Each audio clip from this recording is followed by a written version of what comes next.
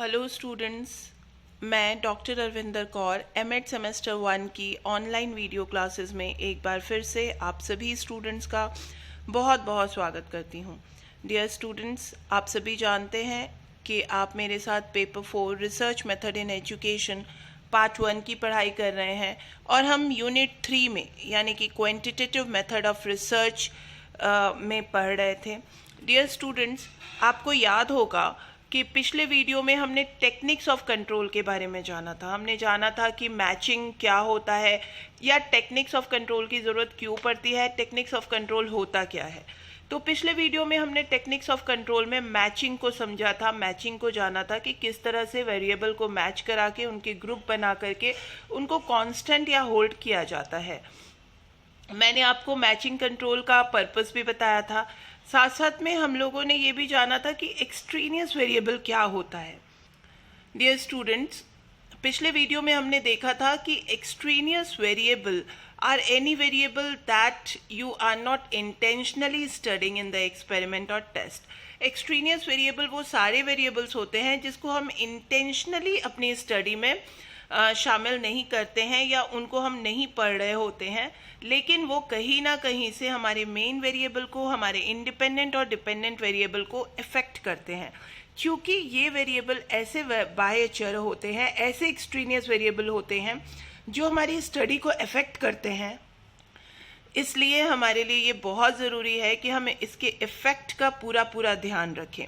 हमें इस बात का पूरा ध्यान रखें कि ये एक्सट्रेनियस वेरिएबल हमें कहाँ इफेक्ट कर रहे हैं, किस तरह से इफेक्ट कर रहे हैं और इनके इफेक्ट को हम कैसे कम कर सकते हैं। जब हम एक्सट्रेनियस वेरिएबल के इफेक्ट को कम कर लेते हैं तभी हमारी स्टडी की वैलिडिटी और एक्यूरेसी ही ज़्यादा होती है। तो ये बहुत इम्पॉर्टेंट है कि हम एक्सट्रेनियस वेरिएबल को कंट्रोल कर लें।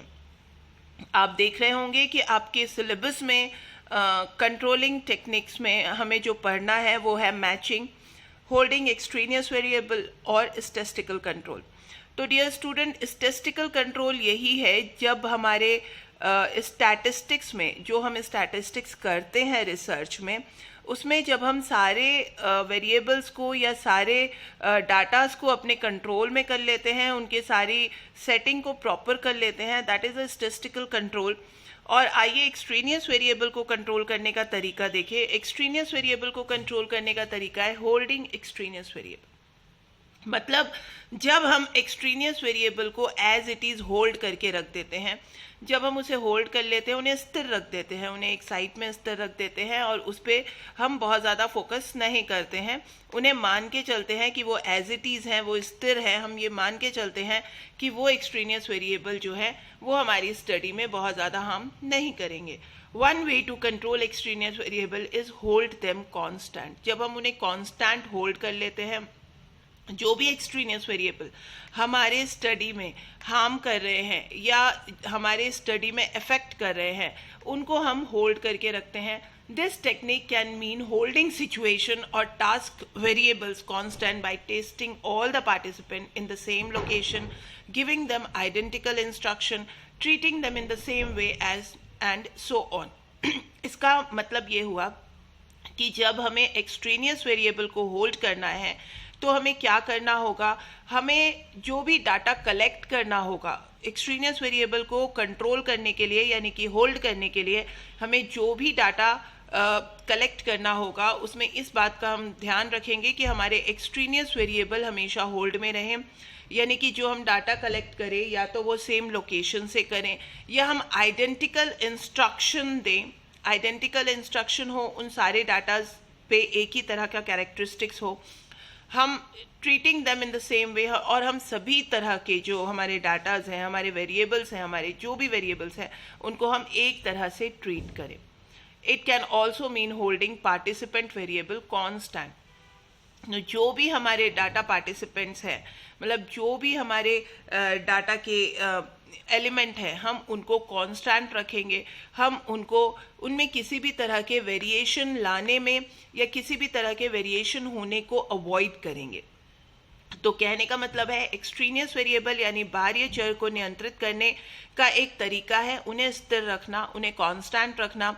इस टेक्निक का अर्थ हो सकता है कि एक ही स्थान के सभी प्रतिभागियों का परीक्षण किया जाए, मतलब एक ही स्थान से हम डाटा लें, उन्हें समान निर्देश देना, एक ही तरह के इंस्ट्रक्शन देना, जिसे हम रैंडमाइजेशन कहते हैं या एक इक्वल इंस्ट्रक्शन देना भी कहते हैं। उन्हें उसी तरह से व्यवहार करना, मतलब एक ही तरह का सबको ट्रीट करना, इसी तरह से स्थिर या कार्यचर को स्थिर रखना, मतलब जो भी हमारी स्थिरता है उसे हम कायम रखें, उसे हम बना के रखें। इसका अर्थ प्रतिभागी चर स्थिर रखना भी हो सकता है, मतलब अपने जो भी आप पार्टिसिपेंट हैं उनको आप स्टेबल रखेंगे, उनको आप स्थिर रखेंगे, वही होगा हमारा holding extraneous variable. Dear student, holding extraneous variable में आप ये भी चीज समझ सकते हैं कि one way to control extraneous variable is with random sampling. जब हम रैंडम सैम्पलिंग करते हैं और जब हम ये देखते हैं कि इसमें जो भी हमारे एलिमेंट हैं उनके सेम कैरेक्टरिस्टिक्स हैं, उनकी सेम जगह से ये डाटा लिए गए हैं और हम उसकी रैंडम सैम्पलिंग करते हैं। रैंडम सैम्पलिंग में हम ये देखते हैं कि हम इसमें रैंडमाइजेशन करें, इसमें किसी भी तरह का बायस ना हो, किसी भी तरह की इसमें इनइक्वालिटी ना हो, डेटा जो है वो हमारे अलग अलग ना हो। तो ये हमारा एक बहुत ही इंपॉर्टेंट तरीका होता है एक्सट्रेनियस वेरिएबल को होल्ड करने का। Random sampling does not eliminate any extraneous variable, it only ensures it is equal between all groups. तो कहने का मतलब ये है कि रैंडमाइजेशन आपके एक्सट्रेनियस वेरिएबल को एलिमिनेट नहीं करेगा, लेकिन आपको ये इंश्योर ज़रूर करेगा कि सभी ग्रुप जो है वो इक्वल है, उनके कैरेक्टरिस्टिक्स एक जैसे हैं, उनके अंदर कोई डिफरेंसेस नहीं है, उनके अंदर कोई वेरियर नहीं है या उसमें कोई वेरिएशन नहीं है। If random sampling isn't used, the effect of an extraneous variable can have the study result become a lot more of a concern. अगर हमारे पास रैंडम सैम्पलिंग नहीं यूज़ कर रहे हैं, अगर हम अपनी डेटा में रैंडम सैम्पलिंग का इस्तेमाल नहीं कर रहे हैं, तो एक्सट्रेनियस वेरिएबल का इफ़ेक्ट बहुत होगा और हमारी स्टडी का जो रिज़ल्ट है वो बहुत ही चिंता का विषय बन सकता है। कंसर्न करना चाहिए हमें, क्योंकि जब रैंडमाइजेशन नहीं होती है तो अलग अलग डेटा के अलग अलग कैरेक्टरिस्टिक्स हो सकते हैं और उनको जो बाह्य चर हैं यानी कि एक्सट्रेनियस वेरिएबल हैं वो उसको अफेक्ट कर सकते हैं। चलिए आइए हम थोड़ा सा जान लेते हैं कि टाइप्स ऑफ एक्सट्रेनियस वेरिएबल्स क्या होते हैं। मतलब कहने का मतलब ये है कि जब भी हम कोई डाटा कलेक्ट करते हैं या जब भी हम किसी भी तरह के डाटास को अपने पास कलेक्ट करके उसके आगे का प्रोसेस करते हैं, उन्हें एनालिसिस करते हैं, डाटा स्टडी करते हैं, तो ऐसे कौन कौन से एक्सट्रेनियस वेरिएबल हो सकते हैं जो हमें अफेक्ट करें, तो उनके बारे में हम जान लेते हैं। टाइप्स ऑफ एक्सट्रेनियस वेरिएबल यानी कि बाहरी चर के प्रकार, ये हम जान लेते हैं, ये इंपॉर्टेंट है। होल्डिंग एक्सट्रेनियस वेरिएबल हम ऑलरेडी समझ चुके हैं कि हमें एक्सट्रेनियस वेरिएबल को किस तरह से होल्ड करना है। आइए टाइप्स ऑफ एक्सट्रेनियस वेरिएबल के बारे में भी जानते हैं। सबसे पहला है डिमांड कैरेक्टरिस्टिक्स।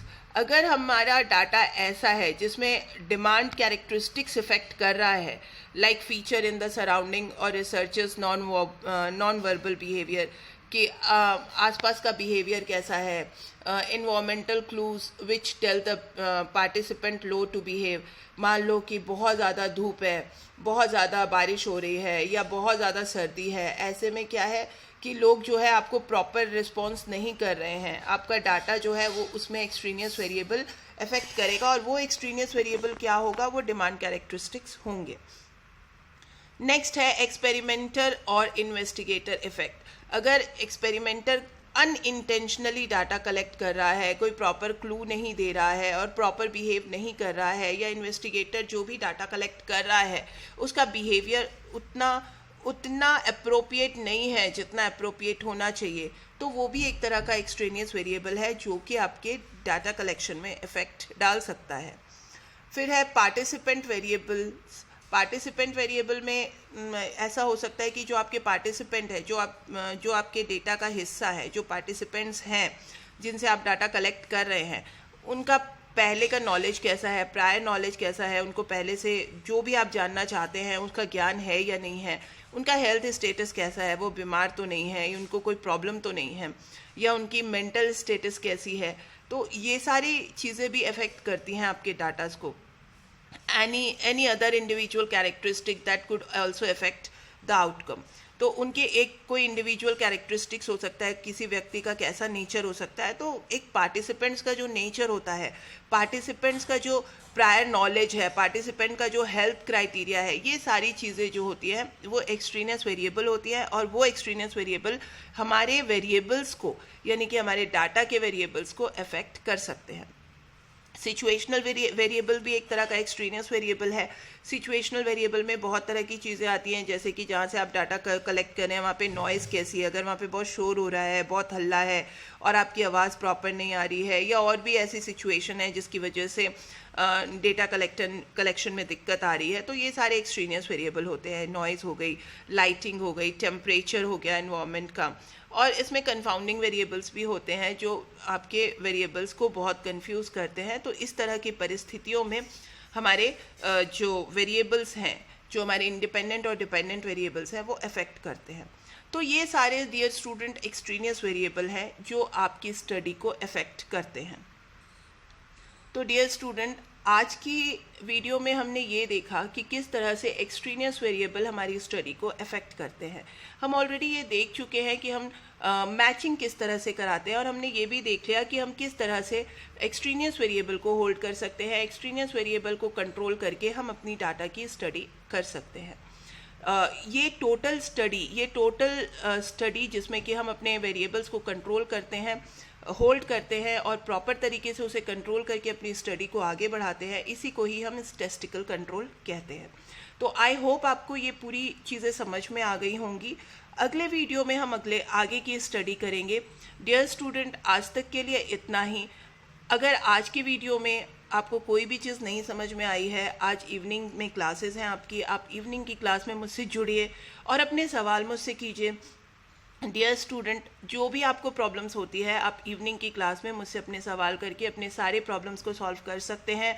आप अपने नोट्स बनाइए, नोट्स में ऑलरेडी आप सारी चीज़ें लिखिए, उससे रिलेटेड आपको कोई प्रॉब्लम हो उसका भी डिस्कशन आप इवनिंग की क्लास में कर सकते हैं. तो डियर स्टूडेंट, इसके आगे के टॉपिक को हम लोग नेक्स्ट वीडियो में कवर करेंगे. आज तक के लिए इतना ही. Thank you so much.